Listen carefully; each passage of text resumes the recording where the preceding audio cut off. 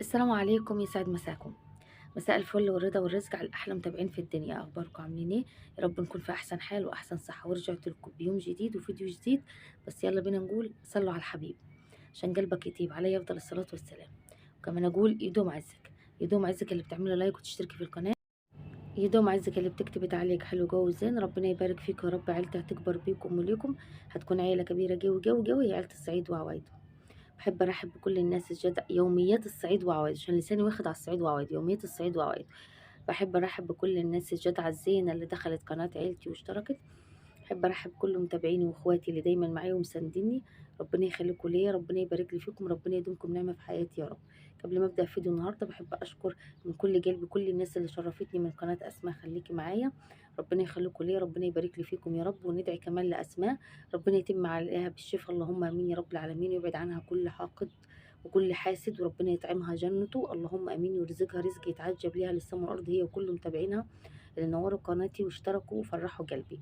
مبسوطة جو بتعليقاتكم الحلوة، مبسوطة أكتر بتفاعلكم على الفيديوهات. إن شاء الله ربنا عوضه خير بإذن الله تعالى، بفضل الله سبحانه وتعالى. ثم لكل متابعيني واخواتي وليكم، يعني الفضل ليكم بعد ربنا في نجاح القناة إن شاء الله. ما شاء الله عليكم، عاش بجد. تسلموا، ربنا يا رب كل حد معايا وكل حد بيشوفني وكل حد بيسمعني ربنا يحقق لكم كل اللي بتتمنوه. قولوا ان شاء الله امين، اللهم امين يا رب العالمين. مفيش حاجه مستحيله ومفيش يأس. تعملي يا ام مريم؟ تعالوا اقول لكم بنعمل ايه. تعالوا نسمي الله ونصلي على رسول الله. اللهم صل وسلم وبارك على سيد الخلق سيدنا محمد وعلى اله واصحابه اجمعين. اعملي لايك واشتركي في القناه، ويا ريت كمان يا بنات تشاهدوا لي الفيديوهات على القناه، ودي بس طلبي منكم. واسمعوا الفيديو كامل عشان هيفرق كتير جو جو معايا، عشان اليوتيوب يقترح القناه اكتر ان شاء الله باذن الله تعالى. الناس اللي سألتني القناة اتفعلت، لا القناة لسه ما اتفعلتش. ان شاء الله هانت بإذن الله، ونفرح كلنا بتفعيل القناة بإذن الله تعالى. تعملي ايه؟ تعالوا كده اقول لكم. انا ده فيديو عند حماتي، كنت عاملة الستارة وجعت على دماغي على فكرة. كنت عاملة فيديو، كنت عاملة فيديو قوي جدا. كنت أول ما جيت عند حماتي غير الفيديو ده، بس كنت نزلته على القناة الكبيرة، كان فيه منه مقاطع لسه، بس أنا ما حبيتش أخد حاجة من الفيديوهات القديمة. يعني بصوا، التوتر والخوف جالجني، ما حبيتش أخد أي مقاطع من الفيديوهات اللي كنت مصورها لسه ما نزلتش، ولا المقاطع القديمة، علشان خاطر مش عايزة أغلط أو أخسر القناة الجديدة دي. فبعمل تصوير كله جديد في جديد. هنا بصوا، عايزة أقول لكم مسكت الحيطان كلها، الممسحه التركي دي بتاعتي. عايزه اقول لكم ان انا لما كنت جايه من اسيوط الجديده يعني آه، بتحصل معانا كتير، يعني غصب عني مع لخبطه دماغي، يعني نسيت الجردل فجبت معايا الممسحه. بس ده الممسحه بتاعتي تركي على فكره، التركي بتاعي الجردل بتاعها التركي اللي انتوا عارفينه. عايزه اقول لكم ان انا نسيت الجردل بتاعي هناك، نسيته خالص احنا وجايين. فاقول لمريم الجردل اللي مريم كان محطوط عشان نحطه، فبتحصل يعني فنسيته.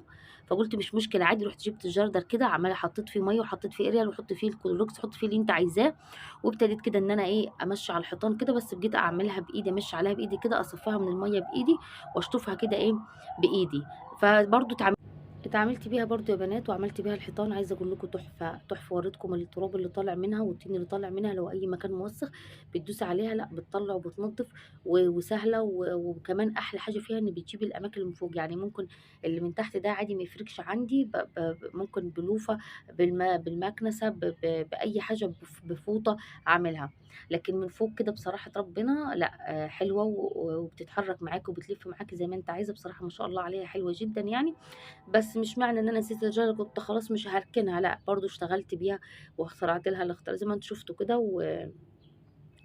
ونضفت بيها كده. بصوا مشيت على الحيطان كلها بتاعت البيت كلها، حيطان الصاله كلها عند حماتي مشيت عليها كلها ونضفتها كلها، ووريتكم شكل التراب والطين اللي طالع منها عامل ازاي. انت حابه تنضفي الحيطان بتاعه البيت بتستعملي البريل الازرق ده وحده كافي لنظافه البيت. طيب مش موجوده عندي، عندك شويه اريال، شويه بريل، شويه كلوركس الوان. افضل كلوركس الالوان، يعني لو متاح وموجوده عندك. مش موجوده عندك عادي هننضف بالبريل العادي، الاريال العادي. المهم اي حاجه موجوده في البيت هنقدر ان احنا ننضف بيها ونلمع بيها اي حاجه عايزينها. لو عندك اوساخ كتيره او يعني تقيله شويه ان انت تنضف الحيطان مش متنضفاها بالاستمرار، هتمسكي اللوفة بتاعة المواعين، هتمسكي السلكة بتاعة المواعين وهتمشي على الحيطان كلها، هتلاقيها نطفت كلها وبقت معاكي زي الفل. بأي خلطة سهلة كده هتقدري ان انتي ترجعي الدنيا نظيفة زي ما هي. لكم نضفت الحيطان، وهنا السجادة دي بتاعتي، السجادة دي بتاعتي كده ابتديت ان انا طلعت فوق عشان فوق الدنيا فاضية عشان اغسلها معايا بالمرة. حطيت اريال، بس انتوا عارفين الاريال بستعمله هو اريال باهي. حطيت السجادة كده انا ومريم، وابتديت ان انا ادعك السجاد بالشكل اللي انتوا شايفينه ده. غسلتها انا ومريم كده، لان كده كده هنضف الصالة. ما استعملتش الا اريال بس يا بنات. انا عندي السجاد على طول باستمرار، ما دايما الناس اللي متابعاني من زمان ومتابعاني على القناه الكبيره واخده معايا على كده، يعني ان انا على طول شتاء صيف على طول اغسل السجاد. ما بحبش اتحمل يكون مصبراه من كتير منكم يا مري يمشي عليه تنظيف، بس برضو لازم اغسله كده وانضفه واعرضه للشمس.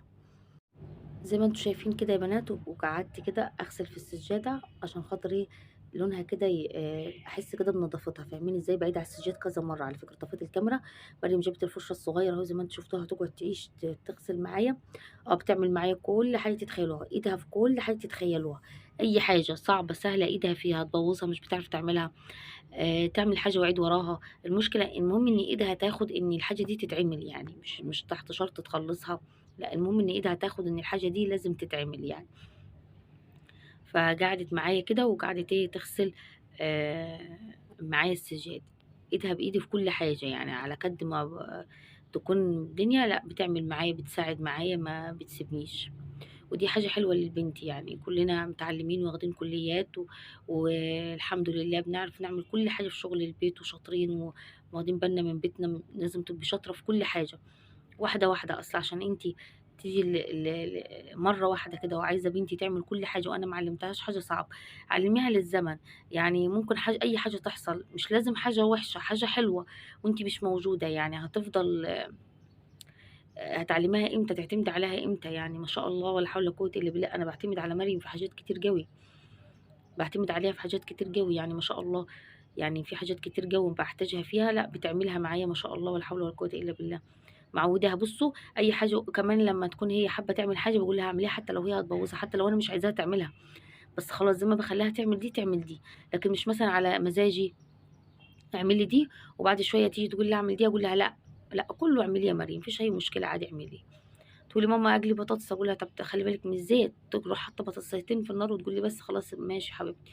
ماما اديني حرك المكرونه، حاضر. ماما بصي انت بتعملي، يعني ما شاء الله عليها الشاي والبن والحاجات دي كلها بتعملها ما شاء الله عليها، وتعرف ان هي تعملها يعني. وحريصه عليها برضو، بخاف عليها من النار. وبتقعد تعمل حاجه اقول لها استني ما تكبيش انت الحاجه، يعني لو عملت اي حاجه وسخنت اي حاجه عشان خاطر بخاف عليها، بس برضو يعني خليها ايدها على طول في كل حاجه عشان جسمها يتعود وتبقى شاطرة في كل حاجة بتعملها، وتطلع تبقى ناجحة في مدرستها وناجحة في البيت، ويعتمد عليها، تعتمد عليها في حاجات كتير قوي. يعني ربنا يحفظهم ويخليهم للبنات نعمة وبركة كبيرة جدا في البيت. بصوا انا غسلت السجاده، لميتها الاول بالمساحه زي ما انتم شايفين الريمه بتاعتها. ليه لميت الريمه بتاعتها؟ عشان لما تشطفيها ما تتعبيش. وشطفتها بالشكل اللي انتم شايفينه ده، الميه دي كلها، وجيت الم بالمساحه كده علشان خاطر لما اخدها الحمام هبقى لفاها اعرف ان انا ما تتعب، يعني ما تاخدش وقت مني في الشطف بتاعها. لو انت مش هتشطفيها في الصاله مثلا وهتدخليها الحمام برضو، لميها بالمساحه، لمي الصابون والريم منها، هتبقى سهله عليكي في الشطف بتاعها، ما تتعبكيش في الشطف بتاعها وتفضلي تكبي ميه كتير وتتعبي فيها. سهله معاكي. انا شطفتها كده معاكم بالمره على طول زي ما انتم شايفين كده يا بنات. وبعد كده خلاص هلمها، هديها شطفه بس في الحمام. هكمل يعني هديها كام جردل حلوين كده في الحمام علشان الظهريه بتاعتها. وهكمل الشطاف بتاعها هناك في الحمام. اقصد هفتح عليها الميه. بصوا زي ما انتم شايفين كده شكل الصاله. اساسا الصاله بصوا عايزه اقول لكم، كنت لميت الوشاش بتاعت الكنبه خدتهم وغسلتهم لحماتي.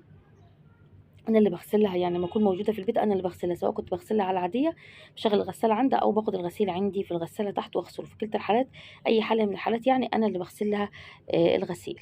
بس بغسلها هي بس، يعني بغسل فرش الكنب، بتاخد عليه البطانيه بتاعتها، الملايات بتاعتها، هدومها، الحاجات اللي خاصه بها هي بس، هي اللي انا بغسلها يعني.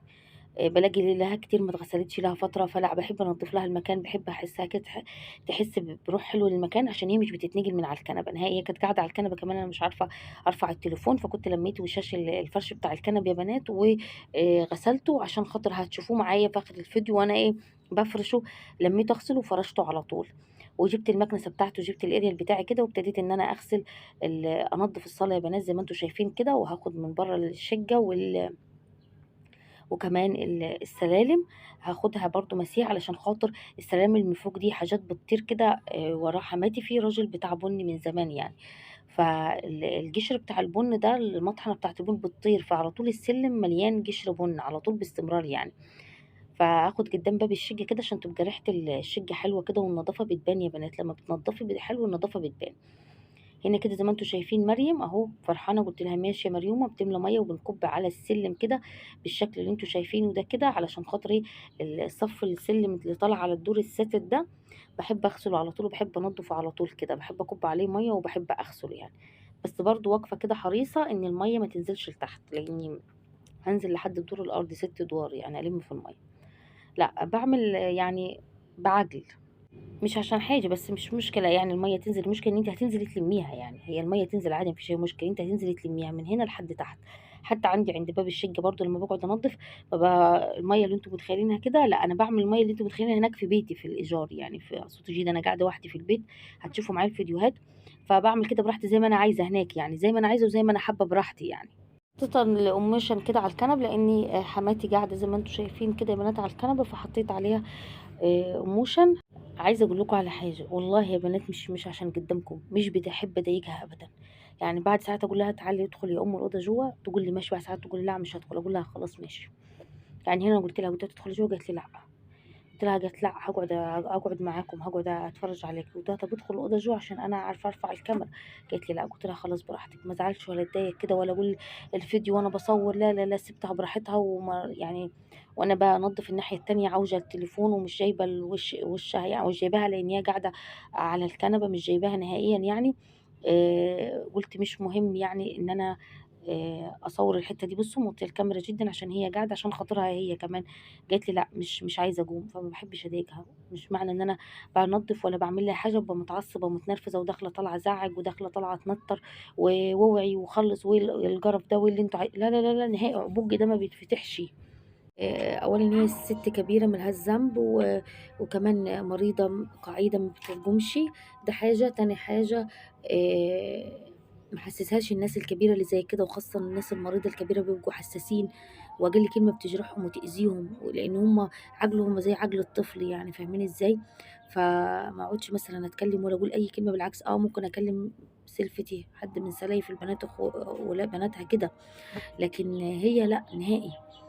ولما اقول لها عيني يا امي ولا يهمك، وكده واقول كلام كده، فاهمين اللي خلاها تضحك وتتبسط. لو انت هتروحي تعملي حاجه لحماتك ولا لامك وتقعدي تبكتيهم وتقعدي تتكلمي انت كده، ثوابك واجرك راح ملوش لازمه، ما انت بتعملي بنجمره، حتى لو انت متضايقه هي ملهاش ذنب، يا تعملي وتسكتي كده بكل ذوق، يا ما تعمليش، ملوش لازمه تروحي تعملي وتنجمي، هتلاقيها من جواها اتضايقت، تلاقيها من جواك عماله تقولي بتدعي من جواك، بدل ما بتدعي لك بتدعي عليك، مش عايزاك تيجي تعملي لي حاجه، مش عايزه، بتيجي تقعدي تبكتي فيا، بتقعد تقول برضو حتى لو انت عملت وانت يعني بتفضلي كده تتكلمي كلام مش كويس برضو، ده انتوا ده برضو، ما انت هتلاقي اللي هيعمل لك برضو يفضل ينجمر كده ويفضل يتكلم كلام مش كويس برضو، ما هي يعني. لا انا اعمل كده بذوق كده واسكت، فاهمين؟